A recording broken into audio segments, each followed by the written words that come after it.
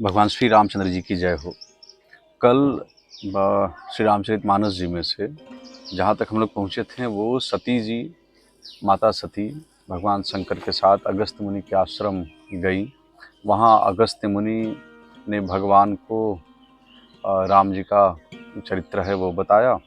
भगवान शंकर ने भगवान राम की भक्ति किस तरह से प्राप्त हो वो बताया है। और आते हुए भगवान के मन में, राम जी के दर्शन के लिए शंकर जी के मन में जो क्षोभ उत्पन्न हुआ है उसको देख कर के माता सती के हृदय में एक बात ऐसी उत्पन्न हुई कि क्या यही भगवान परम ब्रह्म है जो स्त्री के लिए विलाप कर रहे हैं। तो वो लेकर के भगवान शंकर के समझाने के बाद भी, कई बार उनके समझाने के बाद भी माता सती के मन का भ्रम दूर नहीं हुआ। उसको लेकर के भगवान ने उनसे कहा कि जाकर के आप परीक्षा ले लीजिए राम जी की, अगर आपके मन का संदेह समाप्त नहीं हो रहा है।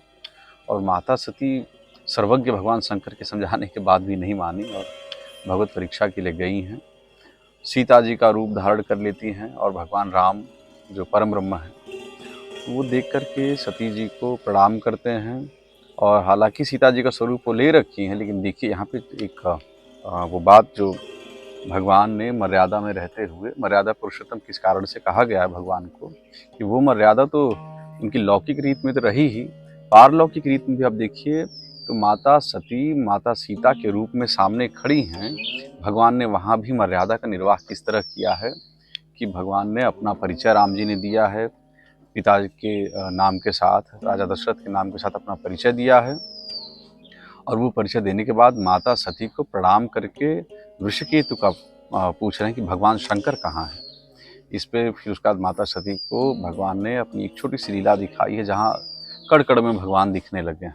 माता सती फिर वो भयभीत होकर के और वापस जाती हैं भगवान शंकर के पास। भगवान शंकर के पूछने पर कि आपने परीक्षा कैसी ली, तो माता सती वहाँ पे सत्य नहीं बोल पाती इस भय में कि जो मैंने किया वो गलत हुआ है। उन्होंने भगवान शंकर से कहा कि मैंने कोई परीक्षा नहीं ली, आपने जो कहा मैंने वो सत्य मान लिया।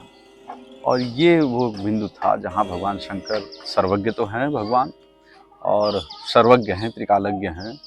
और भगवान ने जैसे ही ध्यान किया शंकर जी ने और देखा कि माता सती सीता जी के रूप को प्राप्त कर और भगवान की परीक्षा ली है राम जी की, तो भगवान शंकर ने सती जी को ये बात अंतर में संकल्प किया कि इस शरीर से सती जी से पत्नी रूप में भेंट नहीं हो सकती है। उस संकल्प पे देववाड़ी भी हुई। वहाँ से सती जी के मन का संशय क्या है कि सती जी ने, अब वहाँ से आगे बढ़ रहे हैं कि सती जी ने हृदय में अनुमान किया कि सर्वज्ञ शिव जी सब जान गए। मैंने शिव जी से कपट किया, स्त्री स्वभाव से ही मूर्ख और बेसमझ होती है। प्रीति की सुंदर रीति देखिए कि जल भी दूध के समान भाव बिकता है। जल जो दूध में मिल जाता है वो दूध के समान ही उसी रेट में हम खरीदते हैं, हम लोग आप लोग खरीदते ही हैं। परंतु फिर कपट रूपी खटाई पड़ते ही पानी अलग हो जाता है, दूध फट जाता है और स्वाद अलग हो जाता, स्वाद रह जाता है, स्वाद जाता रहता है।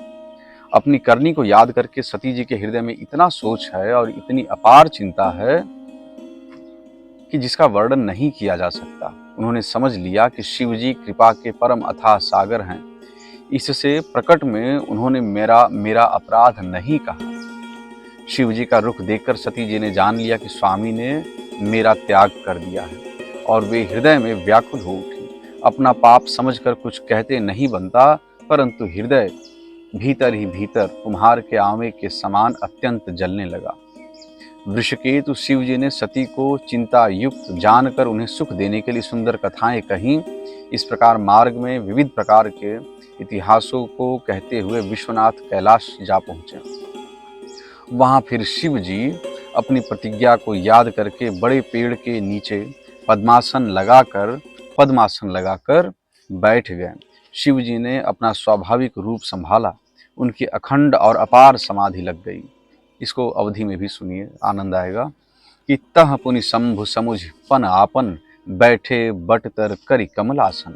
शंकर सहज स्वरूप सम्हारा, लागी समाधि अखंड अपारा। सती बसही कैलाश तब अधिक सोच मन माही, मर मुन को जान कछु जुग सम दिवस सिराही। जब सती जी कैलाश पर रहने लगी, उनके तब सती जी कैलाश पर रहने लगी। उनके मन में बड़ा दुख था। इस रहस्य को कोई कुछ भी नहीं जानता था। उनका एक एक दिन युग के समान बीत रहा था। सती जी के हृदय में नित्य नया और भारी सोच हो रहा था कि मैं इस दुख समुद्र के पार कब जाऊंगी। मैंने जो श्री रघुनाथ जी का अपमान किया और फिर पति के वचनों को झूठा जाना, उसका फल विधाता ने मुझको दिया। जो उचित था वही किया, परंतु हे विधाता, अब तुझे यह उचित नहीं है, जो शंकर से विमुख होने पर भी मुझे जिला रहा है। सती जी के हृदय की ग्लानि कुछ कही नहीं जाती। बुद्धिमती सती जी ने मन में श्री रामचंद्र जी का स्मरण किया और कहा, हे प्रभु, यदि आप दीन दयालु कहलाते हैं और वेदों ने आपका यश गाया है कि आप दुख को हरने वाले हैं, तो मैं हाथ जोड़कर विनती करती हूं कि मेरी यह देह जल्दी छूट जाए। यदि मेरा शिव जी के चरणों में प्रेम है और मेरा यह प्रेम का व्रत मन वचन और कर्म से सत्य है, तो हे सर्वदर्शी प्रभु, सुनिए और शीघ्र वह उपाय कीजिए जिससे मेरा मरण हो और बिना ही परिश्रम यह पति परित्याग रूपी असह्य विपत्ति दूर हो जाए। दक्ष सुता सती जी ने संकल्प किया था। वो भगवान का संकल्प था कि शरीर से पत्नी रूप में सती जी से भेंट नहीं होगी, और सती जी का संकल्प हुआ कि जब भगवान की स्तन से पति और पत्नी के रूप में भेंट नहीं हो पाएगी तो इस शरीर की आवश्यकता कोई नहीं। और तब सती जी ने वो संकल्प किया कि इस शरीर, भगवान राम के चरणों में प्रार्थना करते हुए कि भगवान आप इस शरीर को समाप्त करिए, शीघ्रातिशीघ्र समाप्त करें, ऐसा उपाय करें जिससे कि उनकी शरीर शांत हो सके, माता सती की। दक्ष सुता सती जी इस प्रकार बहुत दुखित थी। उनको इतना दारुण दुख था कि जिसका वर्णन नहीं किया जा सकता। 87,000 वर्ष बीत जाने पर अविनाशी शिव जी ने समाधि खोली। शिव जी की समाधि कितने समय के लिए लगी थी? 87,000 वर्ष के लिए। और ये समाधियाँ आज भी भारत में असंख्य ऐसे संत हैं जिनका दर्शन बहुत दुर्लभ है और जो कई हजार वर्ष से समाधि में हैं, समाधिस्थ हैं। और इस बात को अब अगर आप एक छोटे उदाहरण से समझाऊं कि इतनी आयु संभव कैसे है, तो आज के 2 साल पहले एक रिपोर्ट में पढ़ रहा था, जिस रिपोर्ट में नॉर्थ अंटार्कटिका में, उत्तरी गोलार्ध में, जानिए वहाँ बर्फ़ की करीब 6-7 फीट नीचे जो जीव पाया गया उसकी आयु 24,000 वर्ष की निकली। अलाइव था, जिंदा था।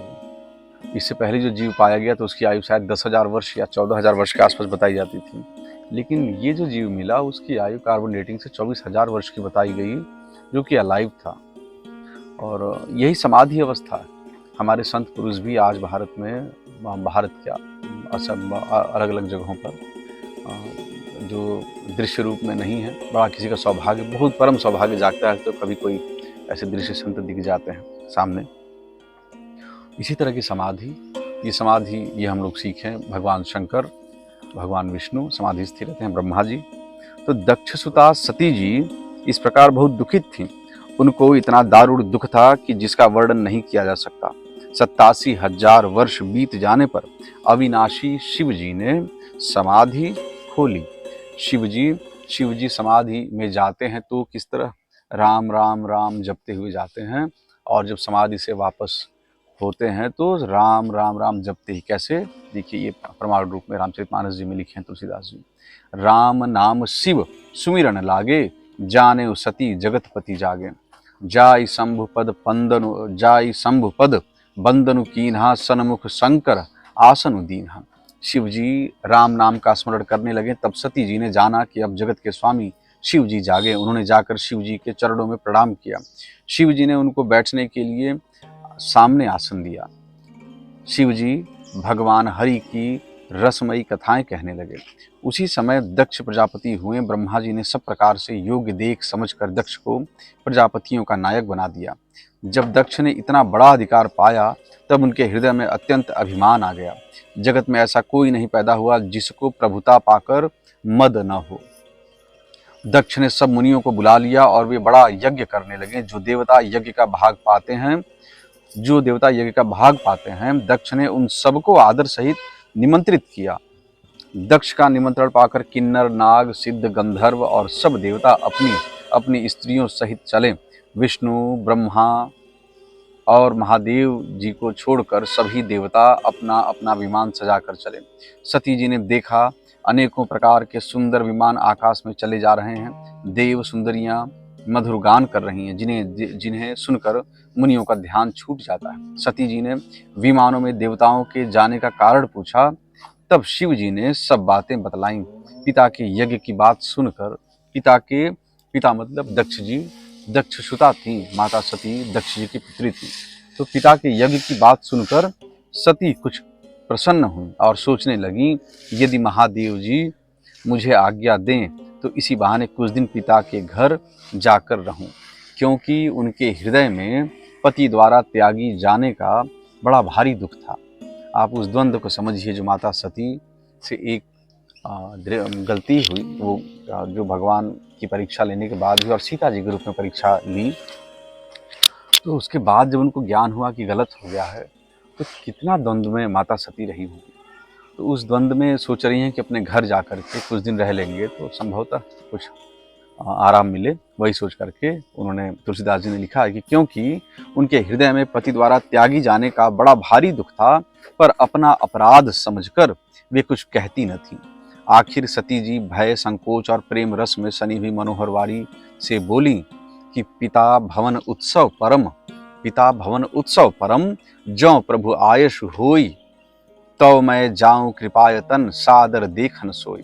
हे प्रभु, मेरे पिता के घर बहुत बड़ा उत्सव है, यदि आपकी आज्ञा हो तो हे कृपा धाम मैं आदर सहित उसे देखने जाऊं। शिव जी ने कहा, तुमने बात तो अच्छी कही, यह मेरे मन को पसंद भी आई, पर उन्होंने न्योता नहीं भेजा है, यह अनुचित है। दक्ष ने अपनी सब लड़कियों को बुलाया है, किंतु हमारे वैर के कारण उन्होंने तुमको भी भुला दिया है, तुमको नहीं बुलाया। एक बार ब्रह्मा की सभा में हमसे अप्रसन्न हो गए थे, उसी से वे अब भी हमारा अपमान करते हैं। हे भवानी, जो तुम बिना बुलाए जाओगी तो न शील स्नेह ही रहेगा और न मान मर्यादा ही रहेगी। यद्यपि इसमें संदेह नहीं कि मित्र, स्वामी, पिता और गुरु के घर बिना बुलाए भी जाना चाहिए, तो भी जहाँ कोई विरोध मानता हो उसके घर जाने से कल्याण नहीं होता। शिव जी ने बहुत प्रकार से समझाया, पर होनहार वश सती के हृदय में बोध नहीं हुआ। फिर शिव जी ने कहा कि यदि बिना बुलाए जाओगी तो हमारी समझ में अच्छी बात न होगी। शिव जी ने बहुत प्रकार से कहकर देख लिया, किंतु जब सती किसी प्रकार भी नहीं रुकी, तब शिव जी ने बहुत प्रकार से समझाया, पर होनहार वश सती के हृदय में बोध नहीं हुआ। फिर शिव जी ने कहा कि यदि बिना बुलाए जाओगे तो हमारी समझ में अच्छी बात न होगी। शिव जी ने बहुत प्रकार से कहकर देख लिया, किंतु जब सती किसी प्रकार भी नहीं रुकी, तब त्रिपुरारी महादेव जी ने अपने मुख्य गणों को साथ देकर उनको विदा कर दिया। इससे आगे कल हम लोग मिलेंगे। मैं इस समय अपने गांव पे आया हूं और भगवती का पाठ चल रहा है नीचे घर में, तो नीचे से फ़ोन आ रहा है लगातार। अब मैं वहाँ जा रहा हूँ, बाकी आपसे फिर कल जुड़ते हैं। जय श्री राम।